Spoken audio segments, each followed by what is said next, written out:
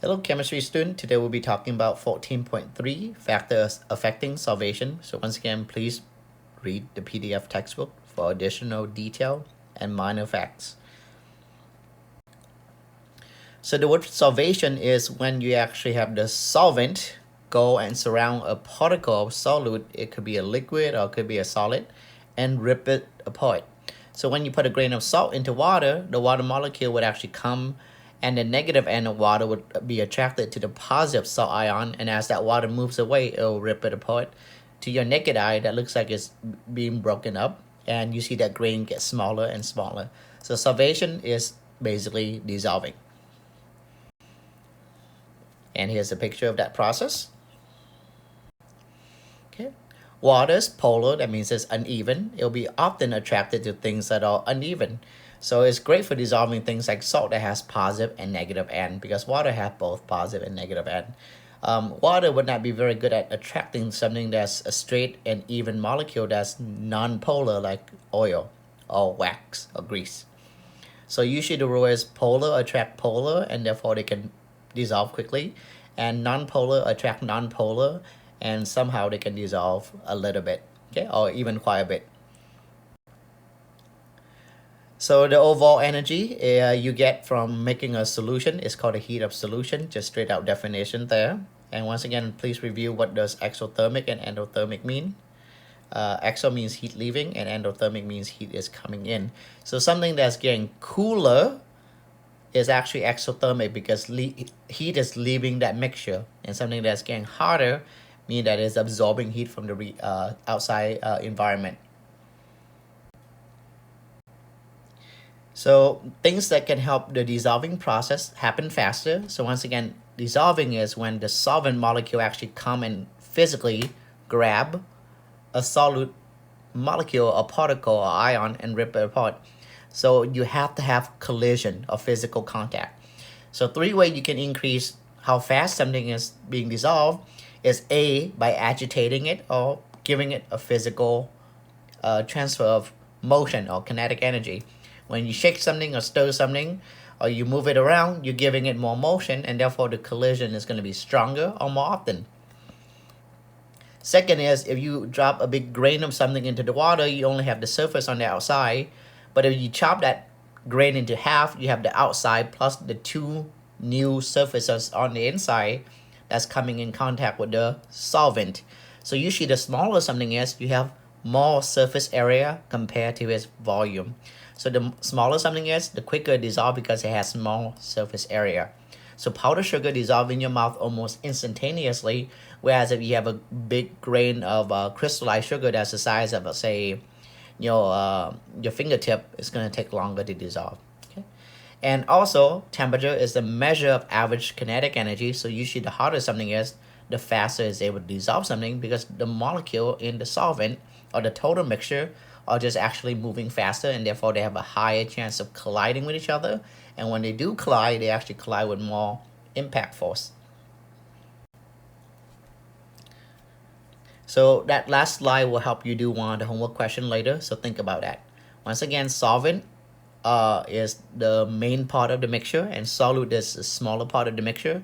If you have a glass of salt water, the salt will be the solute. It has less letter, so I always remember that way. It's the smaller part. And then the solvent is, which is the water. The majority of the mixture is the water, and that's the solvent. Once again, solubility is basically how much can you dissolve. Okay, so the higher the solubility of something is, the more it can dissolve in a glass of water. So salt has a very, very high solubility in water. You can dissolve a couple teaspoons in 1 glass easily, even at room temperature. But whereas, say, sand does not have a very high solubility in a glass of water. You can put a teaspoon of sand into a glass of water and stir it until the day you die, and most of it will still be there. Okay, so once you have a solution, a perfectly homogeneous mixture, there's 3 categories. There's saturated, where the chemical that you dissolve have reached the maximum amount. It won't dissolve anymore. So the more you add to it, you will just see grain of it sitting in the bottom. So pretend a glass of water can handle 6 teaspoons of salt. I add a little bit more, I'm going to see all those grain just sinks to the bottom. And even if I stir it quite a bit, I'm still going to see some of those grain left.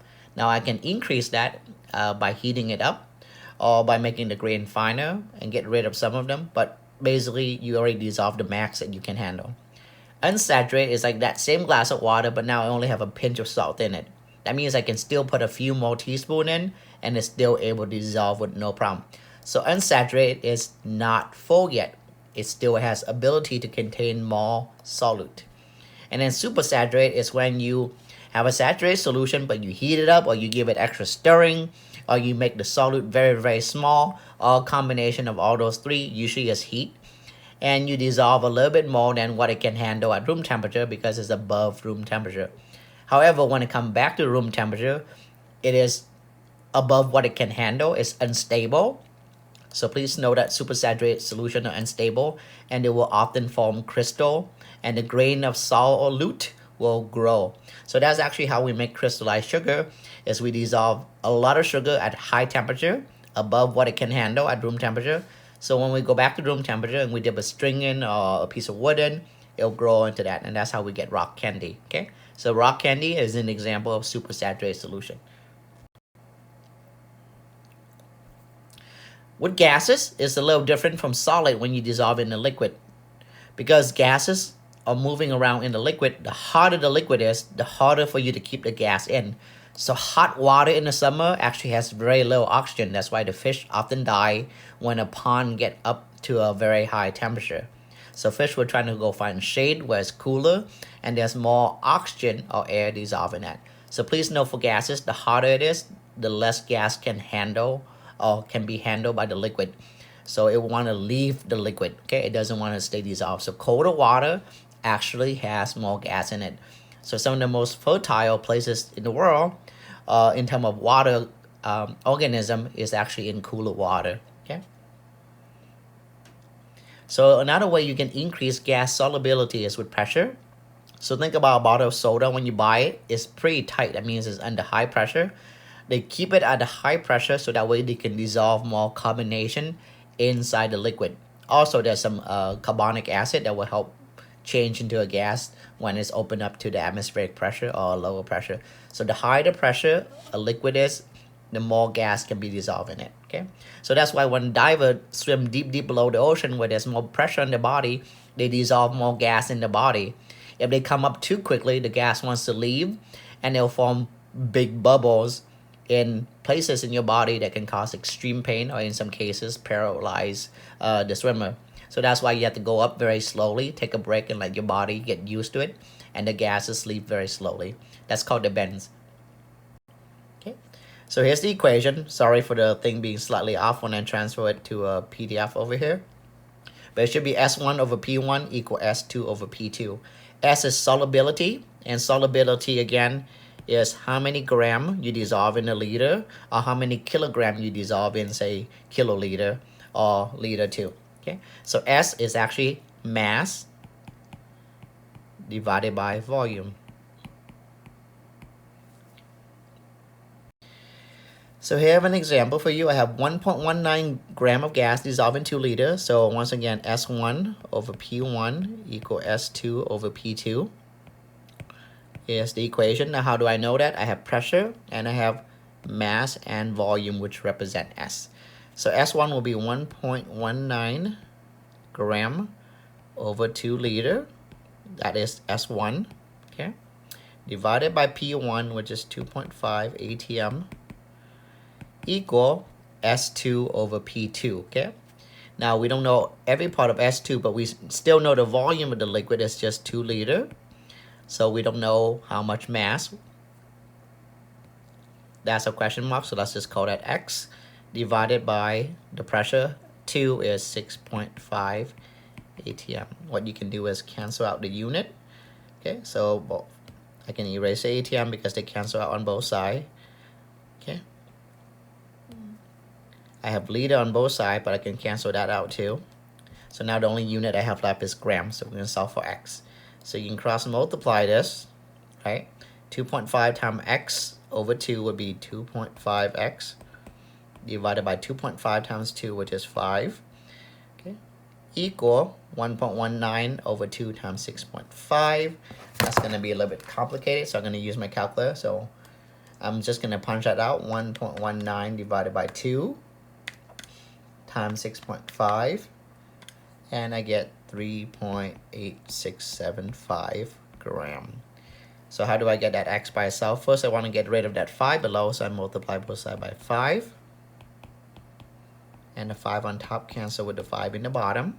So now I just take my other side and multiply by 5. So now I have 2.5x equal 19.3375 gram. So to get x, I divide both sides by 2.5. And whatever I do on one side, I do onto the other side. So I divide by 2.5. And if I have an answer box, the answer would be 7.735, and the unit left is gram. So please know that solubility is mass divided by volume. Sometimes it's given to you already as a number. Sometimes it's given to you as mass and volume separately. Okay. Example 2, a gas has a solubility of 1.898 gram per liter. So in this case, S is given to you as one number. 1.898, sorry, gram per liter at 1850 kPa, because we know kPa is pressure. What is the pressure when you have 5.02 gram? Now this side, they don't give it to you as 1. They want you to do some processing, because as human, we are Homo sapien, and that means we are able to think and adjust in the situation for high intelligence. And now the pressure is unknown, because that's what is the pressure, right? So we'll call that x. So I can cancel gram with liter.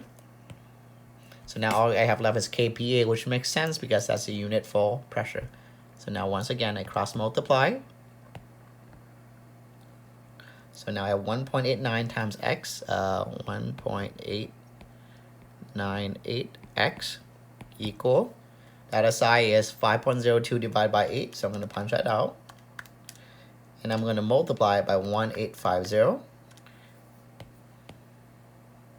And I get 1160.875 kPa. And now to get x by itself, I would divide both sides by the number in front of x to get rid of it. Whatever I do on one side, I do onto the other side. So now x is equal to that two numbers divided by each other. And I get roughly 611.63. Okay, don't need to keep more than that kPa. So here you see that one S is given to you as one number, and that S is given to you as a combination of data. And to be able to think on the spot and adjust to the situation, that means to be able to adapt, is really a crucial ability, because a lot of AI or machine learning, they cannot do that in a short amount of time. So as human, we're able to teach that to them, hopefully at least at the basic level, so they can help make life easier for all of us and replace simple job that should not have human wasting their time working, because you know, we can be more productive doing higher level job instead of just, for example, sorting trash or garbage or something like that. When at a recycling plant, machine can do that to make life easier, and we can help make the planet cleaner by having them do it faster. That's just an example. Okay, a gas has a solubility of 0.98 gram per liter at 11.2 atm. What is the pressure at 2 liter? Okay, so once again, is S1 P1 equal S2 P2. Please use my example from the previous one to help you figure that out. But this one is already S1. This is P1. Okay, what is the pressure? That's what that means P2 is question mark.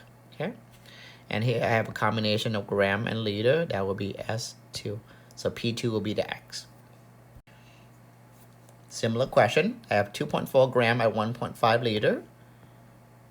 Okay, so that will be combination of S1 at 2. This is P1, right? How much would dissolve at 11? This is P2, and how much is dissolved? Well, it's going to be the same volume, so I'm going to look for X divided by 1.5 liter is going to be my S2. This is equal to S2. Okay, so just plug it in and try to solve it similar to the example. Here we have a full glass of hot coffee. We're just putting in 1 small teaspoon of sugar and stir it as fast as we can without spilling. Why is it possible for the hot coffee to dissolve the sugar in such a short amount of time? Now, if this is powdered sugar, it would dissolve even faster. So tell me why a teaspoon of sugar dissolve in hot coffee with stirring so fast. That's it. Have a good day. Wish you and your family good health, and work hard because that's how you grow. So peace out.